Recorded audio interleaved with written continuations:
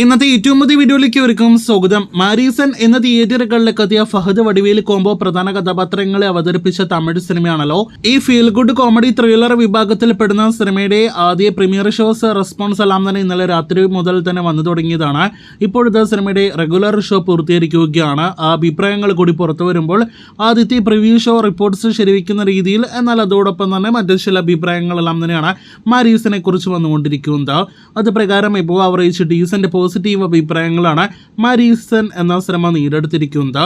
മാ മന്നന് ശേഷമുള്ള വടിവേലുവിന്റെ അടുത്ത മികച്ച പ്രകടനം കാണാൻ കഴിയുന്ന സിനിമയായിട്ട് മാരീസൺ മാറുന്നുവെന്നും ഒപ്പം ഫഹദിന്റെ പ്രകടനം കൂടി മികച്ചതാകുമ്പോൾ സിനിമ ബോറടിപ്പിക്കാതെ മുന്നോട്ട് പോകുന്ന സിനിമയായിട്ട് മാറിക്കഴിയുന്നു എന്നാണ് റിപ്പോർട്ടുകൾ. എങ്കിൽ പോലും സ്ലോ പേസ് സിനിമ തന്നെയാണ് മാരീസൺ എന്നും ഇനിയും കുറച്ചുകൂടി നന്നാക്കാമായിരുന്നു എന്നൊരു അഭിപ്രായം കൂടി സിനിമയെക്കുറിച്ച് വരുന്നുണ്ട് എന്ന് പ്രത്യേകം അറിയിച്ചുകൊള്ളട്ടെ.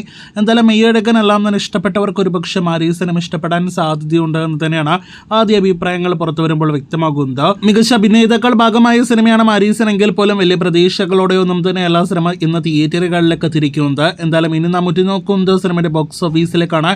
കാത്തിരിക്കൂ ബോക്സ് ഓഫീസ് കളക്ഷൻ അടുത്ത ദിവസങ്ങളിൽ അറിയുവാനായിട്ട്.